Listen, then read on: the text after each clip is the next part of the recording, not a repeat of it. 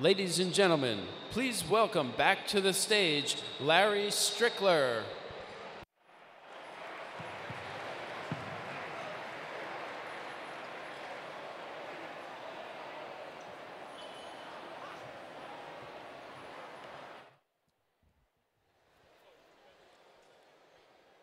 Okay, folks, hopefully you're having a good time. I can hear you munching out there, but we would like your attention. And now I welcome you back to the stage. Would you all please direct your attention to the screen once again for a video with two of tonight's award recipients. Take a look.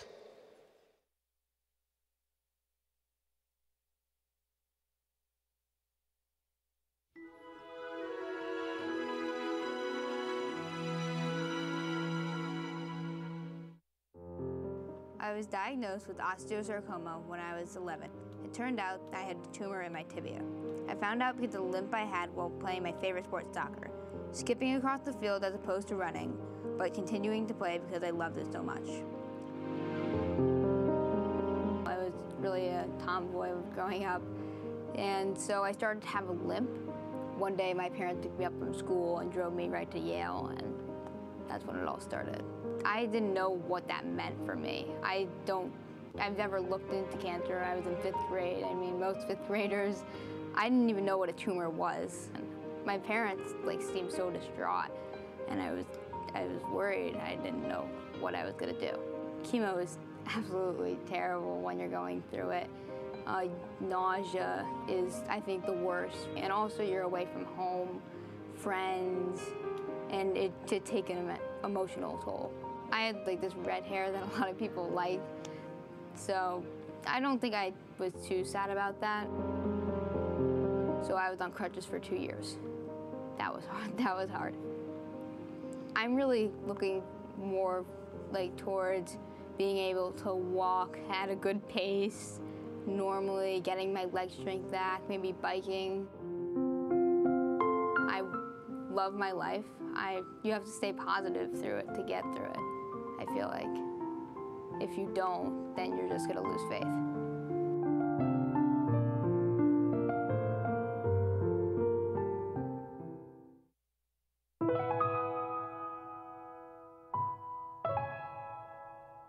Since my diagnosis, birds have been there to keep me alive just as much as any treatment or surgery.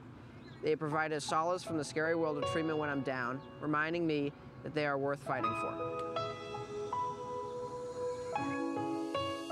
I think, yeah, when I was first diagnosed, I definitely thought it's a little unfair. Out of all my friends, I was the one that had to go through this. I was just stuck in this, this terrible black hole of treatment. So I was having chemotherapy for about a little over a year.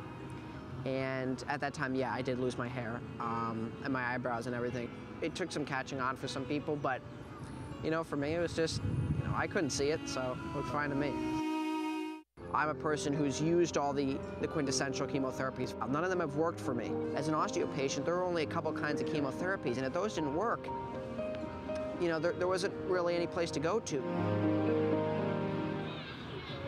What the Sarcoma Foundation is doing, pursuing more therapy options, it's just an absolutely heroic cause, because for kids like me who the chemos just didn't work out for, will now have options instead of being told that there really isn't anything we can go to. If I'm able to survive this and get out of this cleanly, I think I'll definitely have gained more pros than cons from this.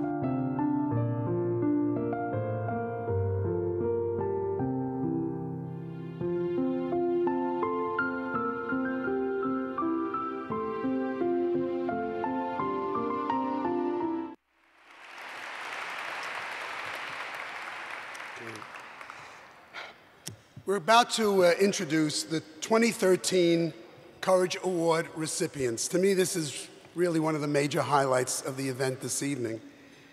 The SFA Courage Awards are presented each year to a group of individuals, outstanding individuals, who have shown great bravery and strength in their battle with sarcoma. To present these awards, we are happy to have with us two former Courage Award recipients who understand firsthand what our awards recipients have to deal with. First, McKenna Coyle. McKenna Coyle, her friends. Yeah. Wait till you hear everything. Wait. McKenna Coyle was diagnosed with sarcoma in 2011. Her treatment plan consisted of chemotherapy, surgery, and radiation. Last year, she won. She was the recipient of the Courage Award.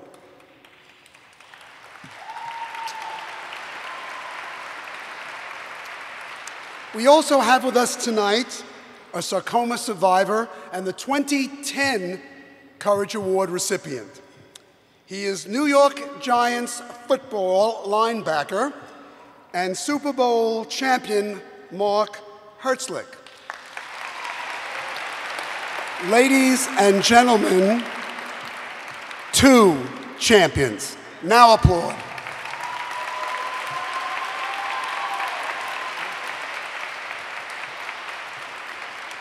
Thank you. As you know, I was a recipient last year, and I'm so happy to be here tonight to present the Courage Awards. Thank you all for coming tonight to support an organization that's so important to me and to all of tonight's honorees. Our first Courage Award recipient, Peter Ebright, was 28 when he experienced blinding pain in his chest. A chest x-ray revealed a large mass, and he was diagnosed with embryonal rhabdomyosarcoma. Under the care of Dr. Robert Mackey, Peter underwent intensive chemotherapy and surgery. 1 year later, Peter was able to resume his hobby of running. He began studying for a master's degree in urban planning to combine with his law degree. He got married and had 2 children. Although he experienced a recurrence in 2005, Peter is well now and believes his life has changed for the better. Please welcome Peter Ebright.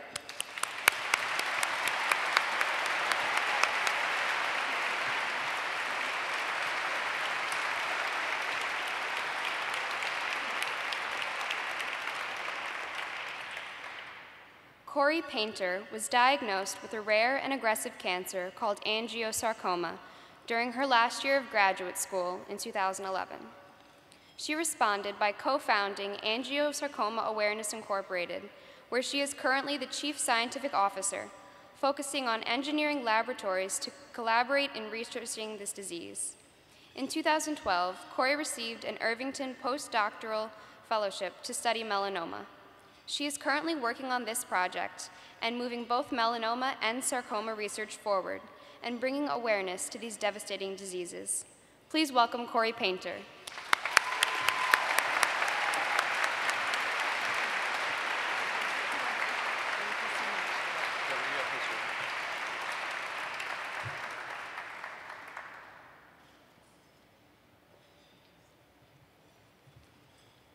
At the young age of 11, at the end of the 5th grade, Phoebe Spear was diagnosed with osteosarcoma.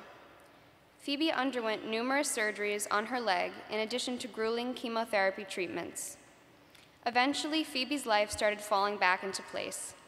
She was in 8th grade and preparing for high school, competing in a new sport, archery, and volunteering at a number of organizations. On March 1st, Phoebe was diagnosed with leukemia. She is currently in treatment and undergoing a bone marrow transplant process. Her family is in awe of her continued inner strength and is so proud to accept this award on her behalf, as she is currently undergoing treatment and is unable to be here tonight. Accepting Phoebe's award is her sister, Hallie. Since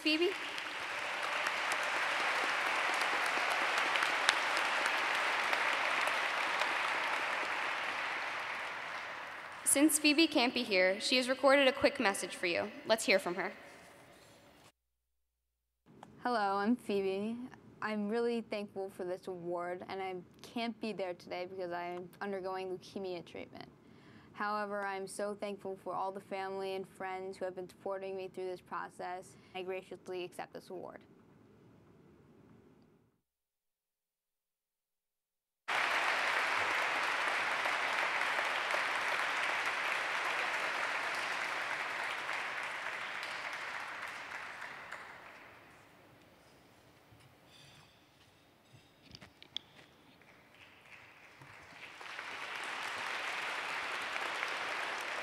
Francis Thomas. Francis Thomas is a second-grade detective with the Joint Terrorist Task Force. In 2012, he was diagnosed with angiosarcoma, linked to the inhalations of toxins. Francis has served over 4 months during the rescue and recovery at Ground Zero, and his sarcoma made him another first responder statistic. Francis underwent numerous rounds of intense chemotherapy, a major surgery to remove his sarcoma, and then 5 weeks of radiation. Francis is now back at work after a year-long battle and is grateful to Dr. Robert Mackey and his team of doctors from Mount Sinai. Please welcome Francis Thomas.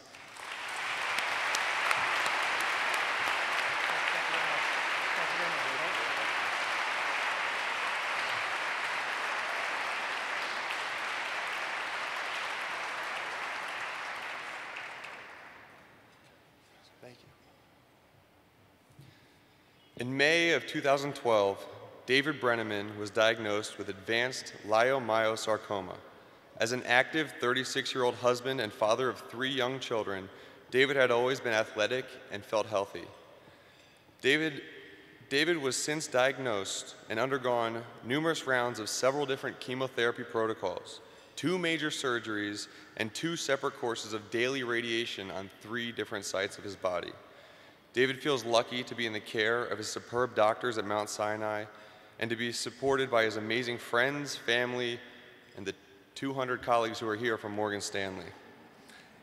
He dedicates this award to his children and all his fellow sarcoma fighters.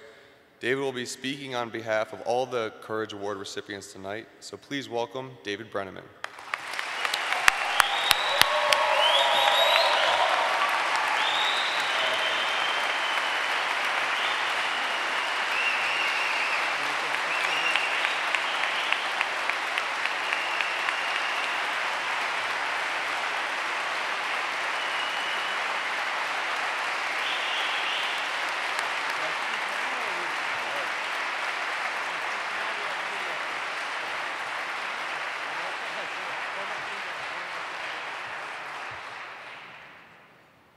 I just saw that picture too there. So I wrote a speech. I'm going to try and get it through it. But forgive me if I break down in a tears, because tonight really is a very special night for me.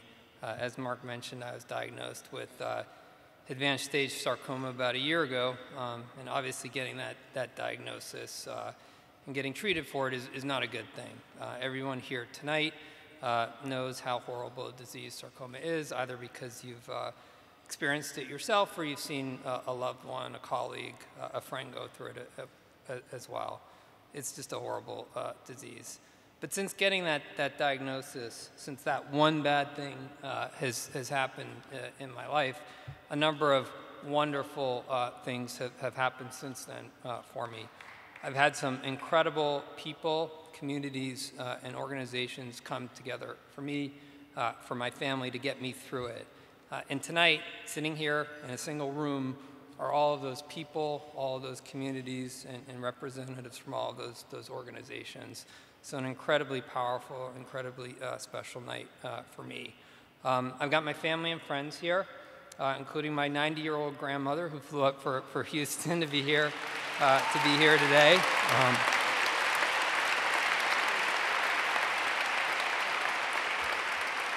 As well as some close friends. Like any sarcoma patient, I've had to rely on my wife, my mom, my dad, my brothers, all of our close friends, all of our extended family to help us get through the daily ups and downs that go with sarcoma treatment. And I don't know what to say to you guys. I've thought a lot about it, other than I hate what I put you through over the last year, but I am so proud to be a member of of the family. I'm so proud of what she's done for me, and I'm so proud to be associated with those close friends who have opened up their houses to me. So that's friends and family. There's also my wife, and again, I was having a hard time figuring out what do you say to your wife who you just dragged through a year of this for, and I went through a number of drafts, a number of things in my head, and I thought I would just keep it simple and say, I love you, honey. And then I got,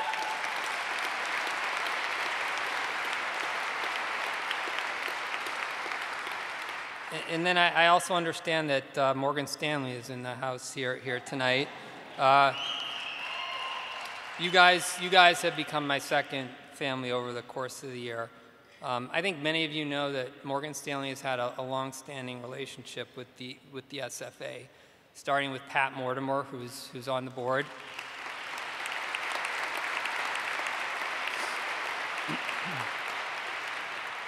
And with Ashley Lau, who was honored up here a couple years ago, and whom we still honor to this day. And now with me. I always knew that I worked with a bunch of great people at a great company who supported the SFA and other causes, and that was obviously a tremendous feeling and something that I understood and recognized. But over the past year, I really can say that Morgan Stanley has become part of my treatment process, part of my recovery. Like I said, a second family to me. I couldn't imagine going through this without such a supportive group of colleagues, such a generous group of colleagues. So thank you again. I know we've recognized Morgan Stanley a lot, but I wanted to say thank you again. I'm also, like many of the folks here, I'm a patient of Dr. Mackey, as well as the wonderful professionals at Mount Sinai. A lot has been said about Dr. Mackey tonight. The only thing I would add is it's been a year straight with me, and I have to say that we have not wasted a single day, maybe not even a single hour in that entire year. So I really appreciate Dr. Mackey, Linda, Colleen, all of the other great folks at Mount Sinai for being there for me, for the urgency and the speed with which they've gone after this thing. And then finally, we've got obviously the whole SFA community and sarcoma fighters like Peter, like Corey, like Phoebe, like Francis, like Mark and McKenna. And you guys have always been important to me since this whole thing started because I needed a role model. I needed folks that I could look up to and say, that's the goal. If I do what they do, things are going to be okay. So it's an extreme honor and very inspiring for me to be able to stand up on a stage with folks like you who have been the sort of standard by which I've judged myself over the past year.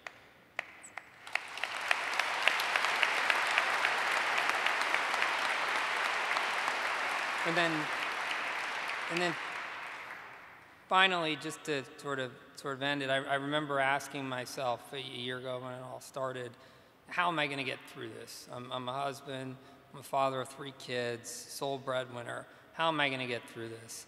And the answer turned out to be that I'm not going to get through this alone, as is obvious by the things that I've said about the folks here. I'm not going to get through this alone. It's been a community of people, literally hundreds, if not thousands of people, who through big ways, small ways, every single day through this past year have supported me and my family as we've gotten through it. And as I look forward to the future, my hope with everybody here, obviously, is that we find better and better treatment options. We find a cure for everyone. And again, I think the answer is you, all the folks in this room, all the folks at the SFA, and the folks who supported them. That is going to be the difference as we go through this and look for better treatment options. So I say thank you to folks all the time. This is amazing that I can stand up in front of all of you and say thank you. I hope you understand the difference that you've made in my life, and I hope you understand the difference that with the efforts of the FSA and others, we can continue to make towards that ultimate goal. Thank you very much.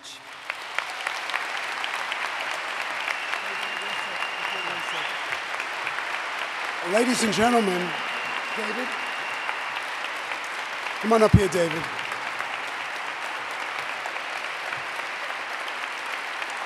Just hold your applause for a few seconds. You're going to want to applaud again.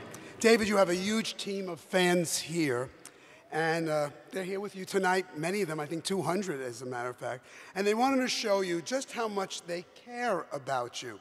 So they did this. Folks, you're going to be able to see it up there on the screen momentarily. They did this photo of the 200 people in front of Morgan Stanley in Times Square. Is it up there? There it is. Now. Come on, let's hear it now. Not a, for you.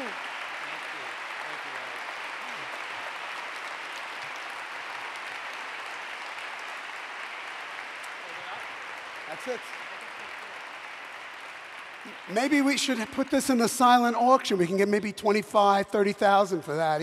Easy, a snap like that. How about one more round of applause for all our Courage Award recipients. That's great.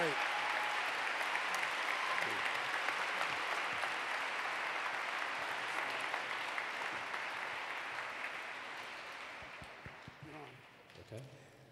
Now, ladies and gentlemen, it's time to have some fun. Now, if you remember what I said earlier, almost in the beginning, I said, money talks. Well, we're going to give you a chance to prove that statement, and we hope that it will be loud and clear. To take over a good portion of this is this gentleman right over here by the name of Darren Port. And many of you don't know who this is, but let me tell you, behind the scenes, he is one of the major people who makes this evening move and run.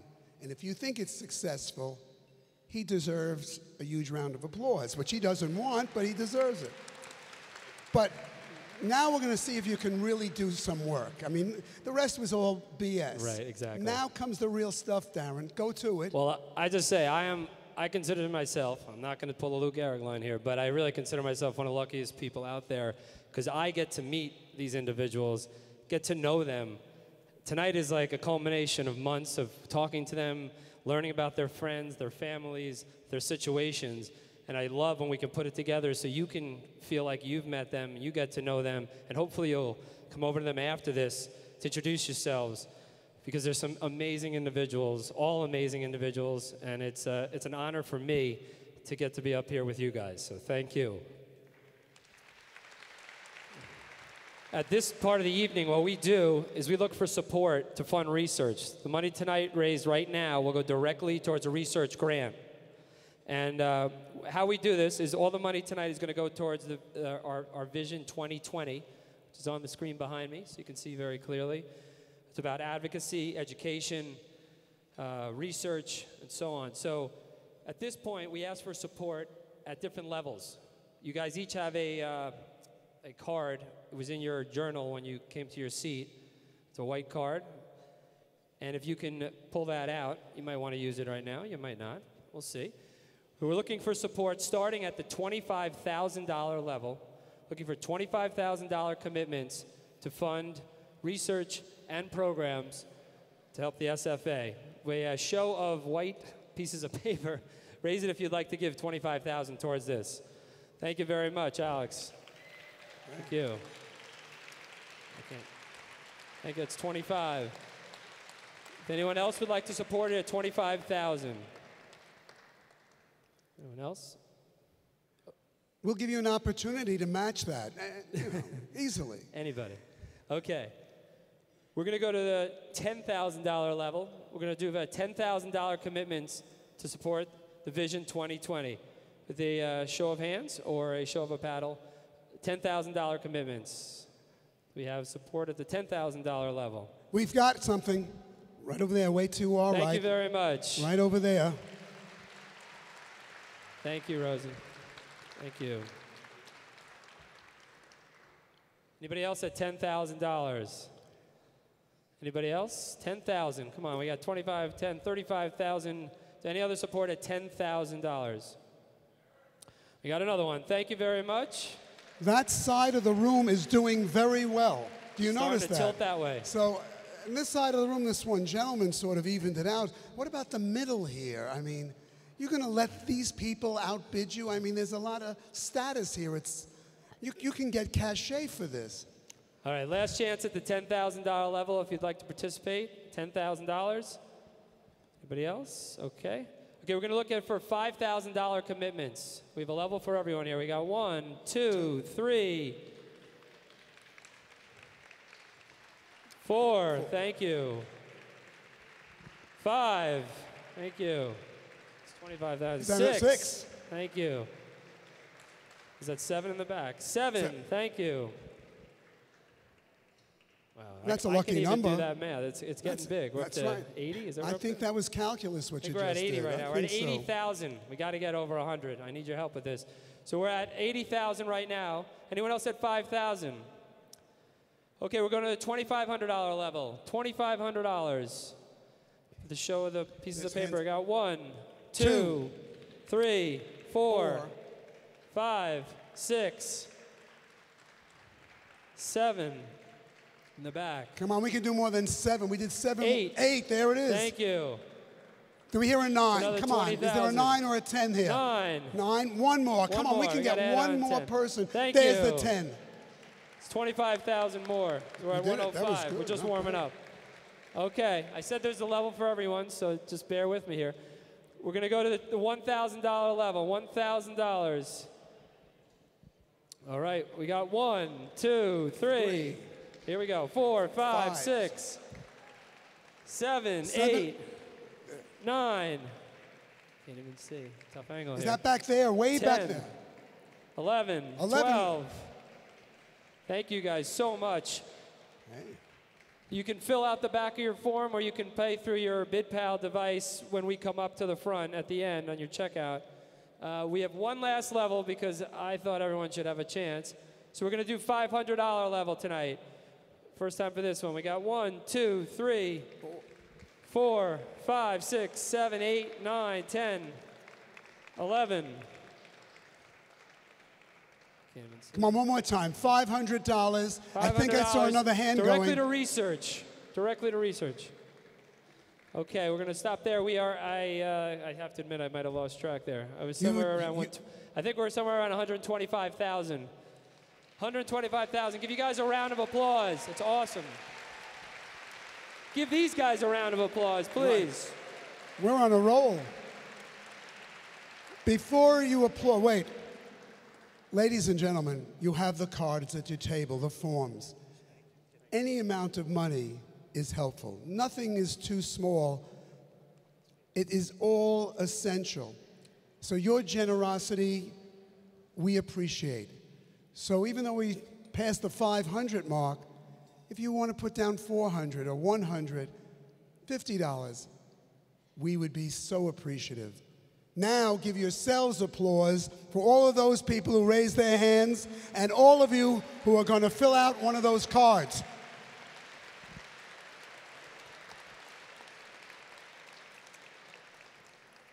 The entertainment portion of the evening is about to get underway.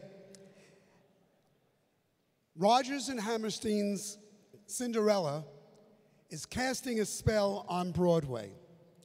And right now we have with us two of the featured performers of that Broadway smash hit, Greg Hildreth and Marla Mendell. Greg's Broadway credits also include Peter and the Starcatcher and Bloody Bloody Andrew Jackson, and Marla was in Sister Act and South Pacific. They come with marvelous credentials.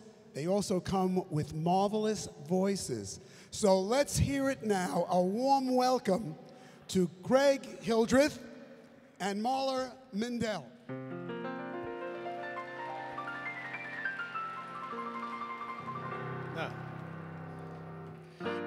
It used to be quite simple.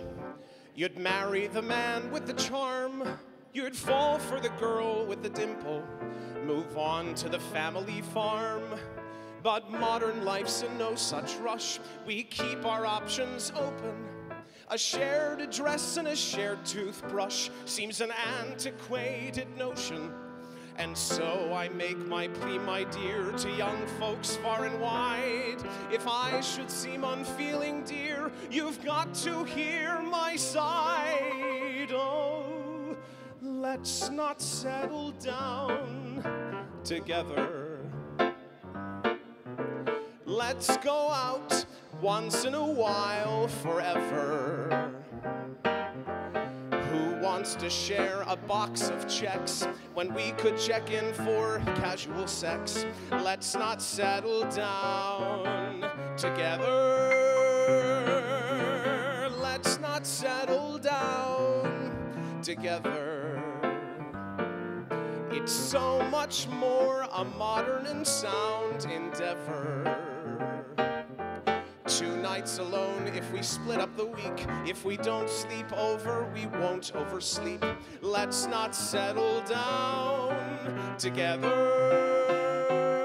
Oh, Sunday brunch is one thing, but Saturday's another. So don't get grand ideas about when I'll meet your mother. Let's not settle down together. Nesting alone can be so much better. We could go to dinner, we could kiss in front of shops, but at the stroke of midnight tell the driver it's 2 stops. Let's not settle down together. Oh, I will be your boyfriend if you promise not to call. In fact, it'd be much better if we never spoke at all. Let's not settle down together, at least until our skin has turned to leather. When we both have got our careers and are sick of sipping solitary lukewarm beers, with which we've drowned our marital fears forever. Then, my friend, till the end, let's not spend another minute alone. Let's not settle down, let's not settle down, let's not settle down. Let's not settle down together.